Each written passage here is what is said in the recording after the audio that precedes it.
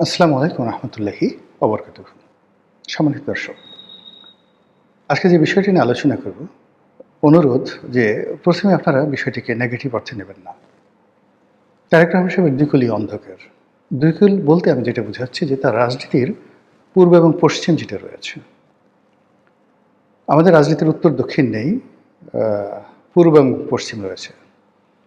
তো সেই পূর্ব এবং পশ্চিম বলতে যা বোঝায় সেটি এখনো পর্যন্ত তারেক রহমান সাহেবের জন্য ইতিবাচক নয়। যে সমস্যা শেখ হাসিনার ছিল, ঠিক একই সমস্যা তারেক রহমান সাহেবের জন্য একেবারে বোঝা ভরে শাকের আঁটি। মানে এমনি একে নতুন সরকার, ২ নম্বর হলো যে এই সরকারের মধ্যে জামাতের লোক, আওয়ামী লীগের লোক, বিএনপির লোক, এনসিপির লোক, ভারতের লোক, আমেরিকার লোক, চীনের লোক ভরা।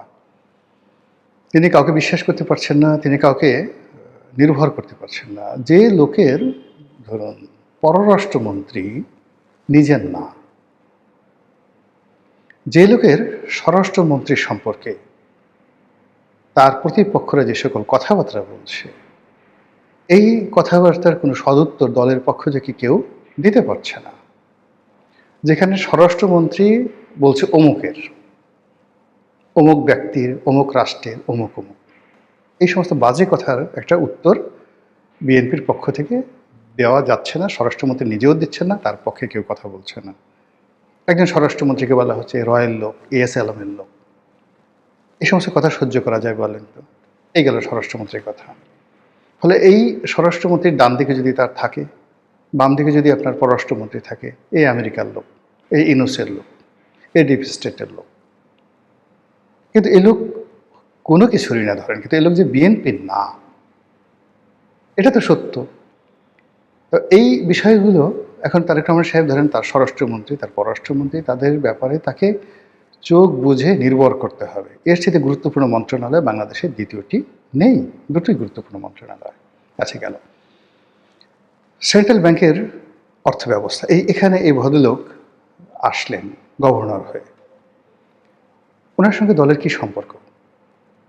মানে সবচেয়ে এই মুহূর্তে অর্থমন্ত্রীর চাইতেও গুরুত্বপূর্ণ হলো বাংলাদেশ ব্যাংকের গভর্নর। এই ভদ্রলোকের সঙ্গে বিএনপির কী সম্পর্ক, অর্থনীতির কী সম্পর্ক, তারেক রহমান সাহেবের কী সম্পর্ক, আমরা কিছুই জানি না। কিন্তু উনি সরকারের সবচেয়ে গুরুত্বপূর্ণ ৩ নম্বর যে পদটি সেন্সিটিভ, সেখানে এসে বসলেন।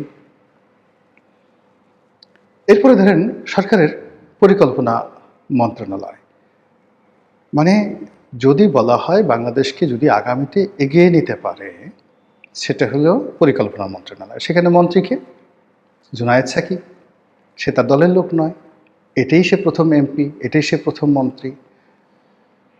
রাজপথে দাঁড়িয়ে জোরে জোরে কথা বলা, হাত উঁচু করে কথা বলা, এইগুলো ছাড়া তো ২ কলম লিখতে পারে। আর প্রথম আলোর প্রমোশন, মানে মতিউর রহমান, মাহফুজা নাম গংদের বাই প্রোডাক্ট। এছাড়া এই ছেলের একটা পরিকল্পনা মন্ত্রণালয় চালানোর যোগ্যতা আছে। আপনারা যদি কেউ আমাকে বলতে পারেন, বা ওই ছেলে যদি আমাকে বলতে পারে যে রনি ভাই আমার এই পরিকল্পনা মন্ত্রণালয় চালানোর যোগ্যতা আছে, I can do better than you, আপনার সে ভালো করতে পারে, অন্য কারো দরকার নেই, হাতে চুরি পরে ঢাকা শহরে ঘুরব, তাকে আপনি বাংলাদেশের মানে অর্থ মন্ত্রণালয়ের চাইতেও পরিকল্পনা মন্ত্রণালয়ে আপনি বসিয়ে দিয়েছেন। ফলে আপনার কোন কুল আছে?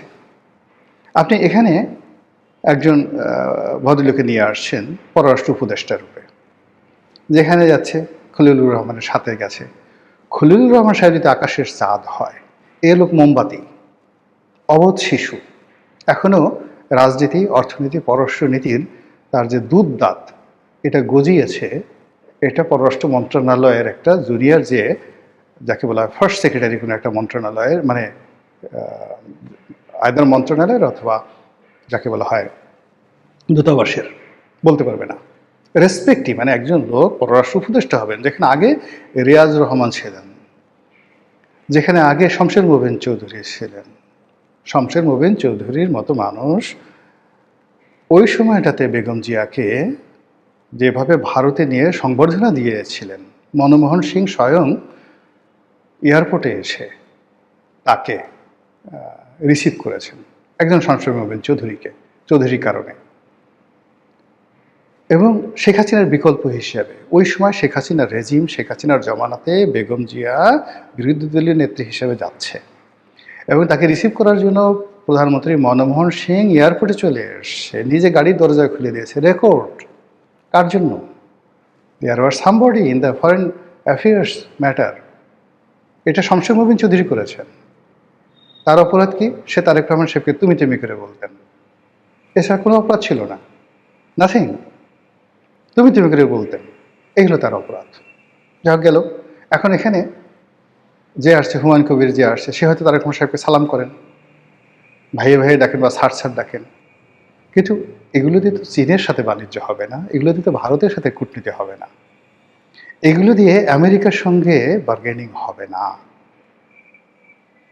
তো যেটা বলছিলাম যে সেই দিক থেকে আপনি যে তার যে কোন দিকটা আলোক উজ্জ্বল আছে, সে একজনকে স্বাস্থ্যমন্ত্রী বানিয়েছেন। এখন সর্দার সাখাওয়াত হোসেন বকুল আমাদের খুব ঘনিষ্ঠজন, আমার খুব আপনজন ব্যক্তি। তিনি he is a political master, just like political master, কিন্তু মানে তাকে সাহায্য করার জন্য যে একটা গ্রুপ দরকার পলিটিক্যাল মাস্টার হিসেবে, এই পদগুলোতে যে ধরনের ধরেন ডক্টর রুহুল হক ছিলেন, ডক্টর আব্দুল মতিন ছিলেন, বিএনপির জমানাতে, আওয়ামী লীগ জমানাতে ডক্টর রুহুল হক ছিলেন, তারা যেভাবে এই মন্ত্রণালয়টা চালাতে পারতেন। নাসিম সাহেবরা কী করেছেন? নাসিম সাহেব দুর্নীতির স্বর্গরাজ্য তৈরি করে ফেলেছেন। এরপরে এখানে এই যে জাহিদ মালিক আসছে, দুর্নীতির বিশ্ব রেকর্ড করে ফেলেছেন। যখন এখানে রুহুল হকের বিরুদ্ধে দুর্নীতির অভিযোগ আছে, but there is a limited. কিংবা আপনি দেখেন এই যে ডক্টর সামন্তলাল সেনকে শেখ হাসিনা শেষ পর্যায়ে দিয়েছেন, ইট ওয়াজ ওয়াইডলি প্রশংসিত এবং এখন সব বাংলাদেশের মানুষ সবাই বলে সে বাংলাদেশের সর্বকালের সেরা স্বাস্থ্যমন্ত্রী। কিন্তু ওনার সাথে আমার এমন সম্পর্ক, মানে কি বলবো, সে রুহুল হকের রুমে গিয়ে ঢুকবে, মন্ত্রণালয়ে ঢুকবে, এরকম একটা পার্স তার ছিল না। সে এসে সামন্তলাল এসে দেখি যে ঢাকা মেডিকেলের যে ডিরেক্টর তার রুমে বসে আছে, তার রুমে বসে আছে। উনি দিন, আমি তখন সংসদ সদস্য, আমার ছেলে হাসপাতালে অসুস্থ ছিল ঢাকা মেডিকেলে, আমি সে অনুযায়ী ডিরেক্টর রুমে বসে আছি।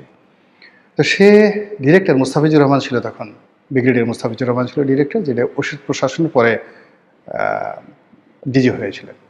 তো তাকে বলছে স্যার আমাকে একটু মন্ত্রণালয়ে ঢোকার ব্যবস্থা করে দেন। সে বলে যে আমি কীভাবে ঢুকাবো?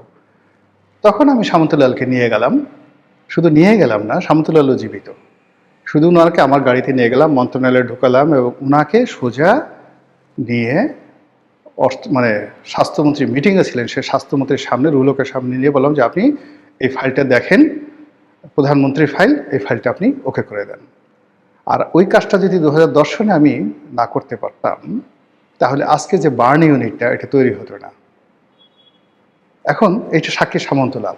দ্বিতীয় সমস্যা হলো ওই যে ঢাকাতে শেখ হাসিনা বার্ন ইউনিট যেটা হয়েছে, ওখানে এখন যে পরিচালক আছে ডক্টর নাসিরও আমার খুব ঘনিষ্ঠ বন্ধু। তো ডক্টর নাসির ওখানে একটা হলো মামলা দিয়ে বসলো, ওখানে একটা পেট্রোল পাম্প ছিল, পেট্রোল পাম্পের মালিক মামলা দিয়ে বসলো। এই সামন্তলাল সবাই মিলে তারা ওই ডক্টর নাসিরকে দায়িত্ব দিল এই মামলাটা নিষ্পত্তি করার জন্য। ডক্টর নাসির আমার কাছে আসলো, হাইকোর্টে রিট করতে হবে।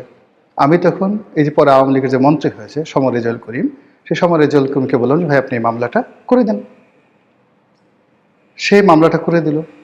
সামন্তলালের পক্ষ থেকে তাকে 2 লাখ না 3 লাখ টাকাও দেওয়া হয়েছিল, সে টাকাটা ফেরত 2 লাখ টাকা পয়সায় নেয়নি।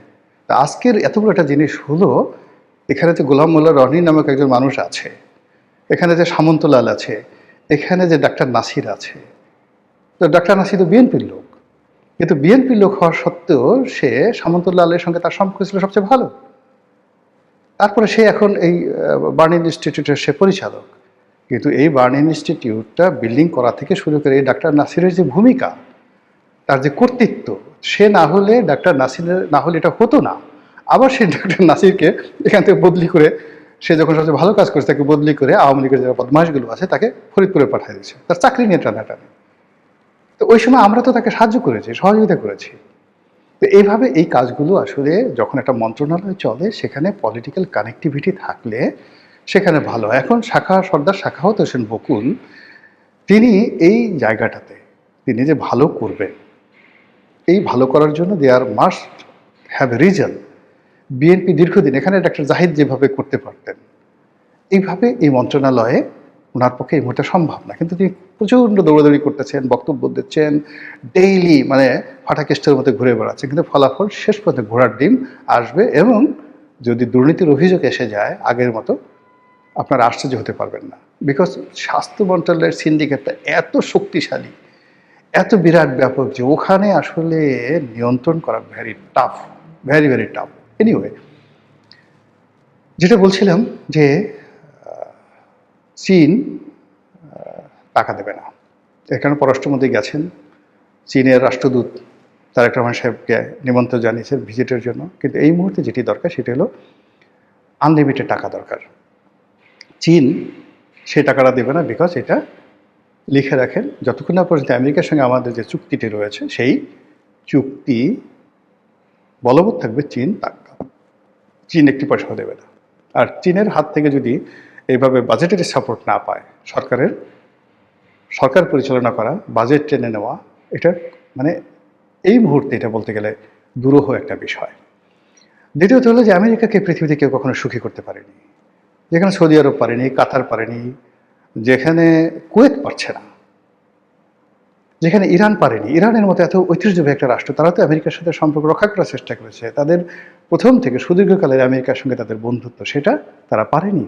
ইভেন খমেনি চেষ্টা করেছে, হয়নি। এরা সরাসরি অহংকারী, উদ্যত, তারা শুধুমাত্র সুযোগটা নেবে, তারপরে আপনাকে তাড়িয়ে দেবে। আমেরিকা বাংলাদেশ থেকে যা যা দরকার ছিল, প্রয়োজন ছিল, সব নেওয়া হয়ে গেছে। এখন তারা আপনাকে গলায় রশি দিয়ে ঘুরাবে, কিন্তু আপনাকে কিছু দেবেন। আপনি যত দুর্বল হবেন, যত অসহায় হবেন, তত তার কলোনি প্রতিষ্ঠা করতে সুবিধা হবে। এখানে যত গণ্ডগোল হবে, আপনি ততই তার পায়ের উপর পড়বেন, ততই আপনি তার মুখাপেক্ষি হবেন। রাষ্ট্রদূত তো দূরের কথা, দেখা গেল আমেরিকার যে অ্যাম্বাসির যে আছে ঢাকাতে, তার একজন